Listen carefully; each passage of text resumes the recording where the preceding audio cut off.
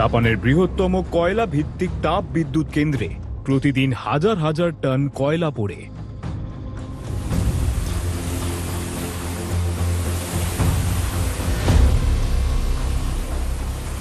তবে সেটা এবার বদলাতে চলেছে।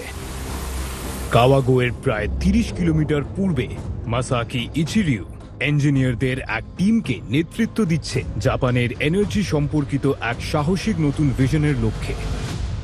প্রথমত বৃহত্তর চিত্রটা হলো এই যে জাপান তার সপ্তম এনার্জি বেসিক প্ল্যানে সাল 2050-এর মধ্যে নেট জিরো CO2 এমিশনে পৌঁছবার বৃহৎ লক্ষ্যের রূপরেখা তৈরি করেছে, যার শুরুতেই আছে এনার্জি সেক্টর। 1970-এর দশক থেকে জাপান প্রাকৃতিক গ্যাস কাজে লাগাতে শুরু করেছে।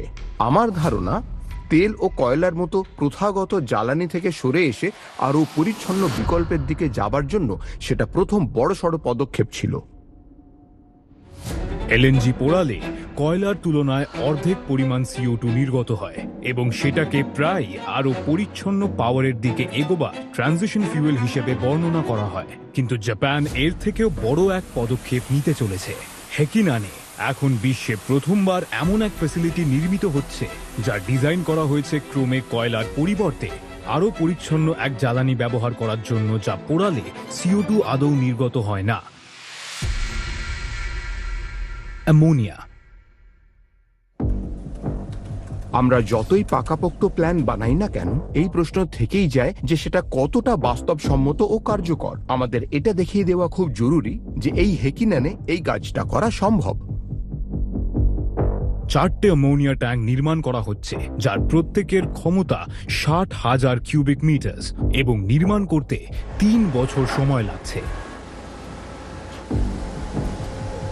চিফ অফ কনস্ট্রাকশন মাকোতো ওগুরাকে সঙ্গে নিয়ে ইচিরিউ সাইট ইন্সপেক্ট করছেন। আমরা এবার প্রথম ট্যাঙ্কের ছাদ ওপরে তোলার জন্য তৈরি। আসলে ওপরের ছাদটা একেবারে গোড়া থেকে তৈরি করা কিন্তু খুব শক্ত। এয়ার রেজিং করার সময় এই জেনারেটরগুলো পাইপের মাধ্যমে বিশাল চেম্বারের মধ্যে বাতাস ঠেলে ঢুকিয়ে দেবে। ট্যাঙ্কের ছাদের ওজন প্রায় 1000 টন, তাই আমরা এই প্রচন্ড ভারী জিনিসটাকে বাতাসের চাপ কাজে লাগিয়ে ওপরে তুলি। এই কাজ যদি মসৃণভাবে না হয়, ধরুন জিনিসটা যদি একদিকে একটু হেলে যায় কিংবা ঠিকভাবে ওপরে না ওঠে, তাহলে কিন্তু গোটা কাজটাই ভয়ঙ্করভাবে পিছিয়ে যাবে। আজ ইঞ্জিনিয়াররা আবিষ্কার করছেন কাজটা কত কঠিন। ট্যাঙ্কের ছাদ ওপরে তোলার পথে বাধা পড়ছে। আমি এই কলটা পেয়েছিলাম আর শুনে আমার হাত পা ঠান্ডা হয়ে গেল, রীতিমতো শক পেয়েছিলাম। মাকোতো ওগুরাকে এর কারণ বের করার জন্য একটা মিটিংয়ে ডাকা হয়।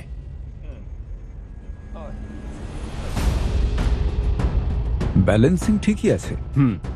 এয়ার রাইজিং সম্পূর্ণ করতে সেকেন্ডে 20 মিলিমিটারের হিসেবে যেখানে আগে 2 ঘন্টা মতো সময় লাগতো, এখন সেখানে 40 ঘন্টা সময় লাগবে। কনস্ট্রাকশন প্রজেক্ট পূর্ব নির্ধারিত নির্দিষ্ট টাইম ফ্রেমের মধ্যে শেষ করা কিন্তু আবশ্যিক, আর এই ব্যাপারটা হলো অত্যন্ত গুরুত্বপূর্ণ।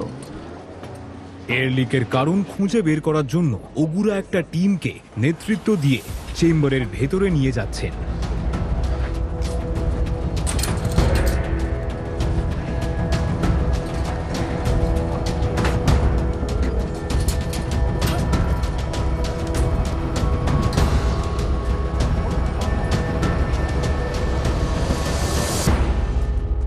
এখানেই কোথাও আছে। আচ্ছা, এই স্পটের আশেপাশেই হবে কি? তাই তো মনে হচ্ছে। নাকি উল্টো দিকে? উল্টো দিকে?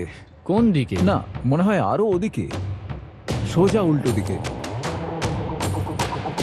আর এটা কি সিল?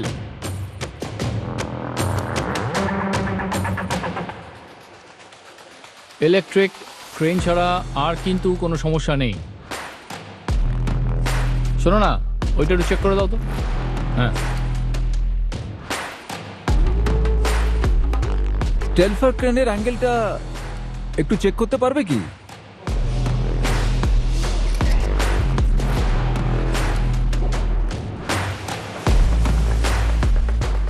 এখানে আরেকটা স্টিল প্লেট আছে, তুমি এসে দেখতে পারো, কিন্তু এটা সরু। হ্যাঁ, দেখতে পাচ্ছি।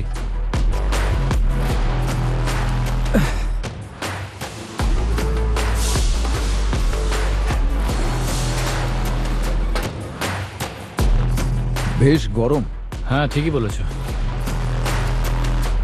আমি একেবারে ভুল জায়গায় পা রেখেছি। আরো বাঁদিকে যাও, তোমার বাঁদিকে। ও হ্যাঁ, দেখতে পেয়েছি। এটাকে জোড়ো, তাহলে শক্ত হবে। এটা এখানে বেঁকে গেছে। আমার মনে হয় না এটাকে সারানো যাবে। এরই মধ্যে বেঁকে গেছে। হ্যাঁ,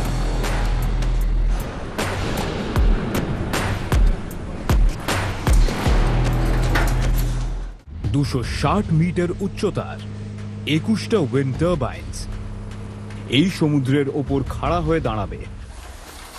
নির্মাণ কাজের নেতৃত্বে আছেন গেনশিরো কানো।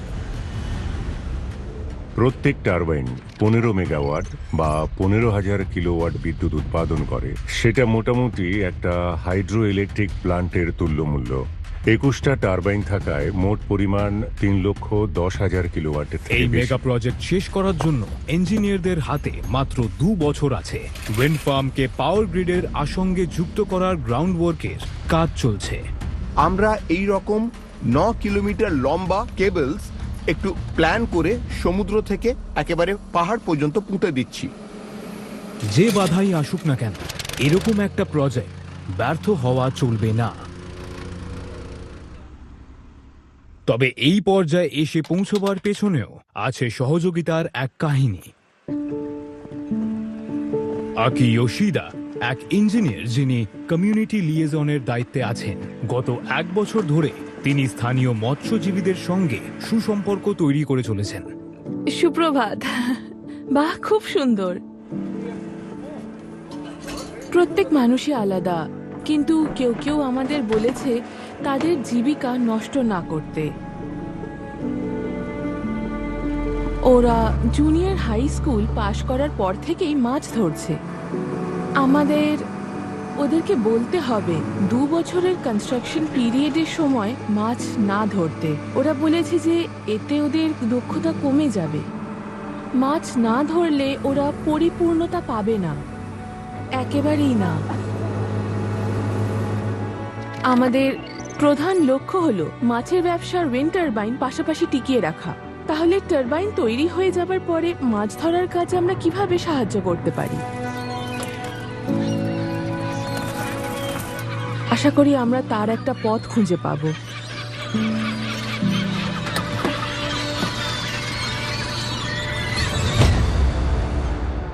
জাপানের নিজস্ব কোনো শক্তির উৎস নেই। এই কাজ নির্ভর করে প্রত্যেকে নিজেদের ভূমিকা নিষ্ঠার সঙ্গে সঠিকভাবে পালন করা। যতই তারা থাক, আমাদের ভিজুয়াল চেক এবং নেম চেক করে নিতেই হবে। এটা সেকশন বি, এ নয়। নির্ভুলতা বজায় রাখা এবং আমি ফোনে থাকি সবকিছু ডবল চেক করার জন্য।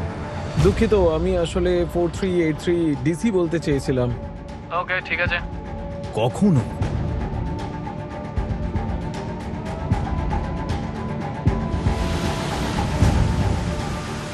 হাল না ছাড়ার ওপর good Good morning, morning. Good morning.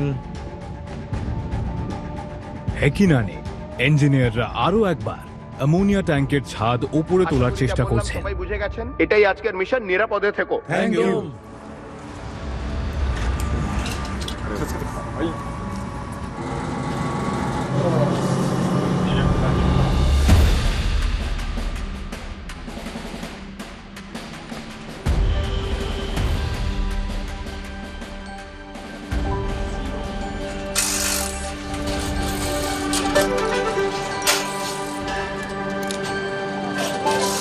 মাকোতো ওগুরা ওই টিমের জন্য মিশন সফল হয়েছে।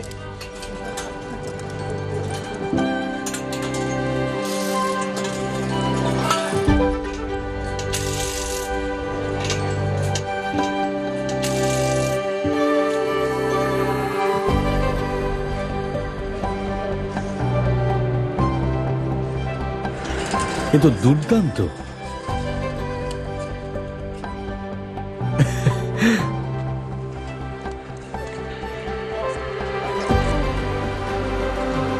সাবধানে থেকো, সাবধানে থেকো।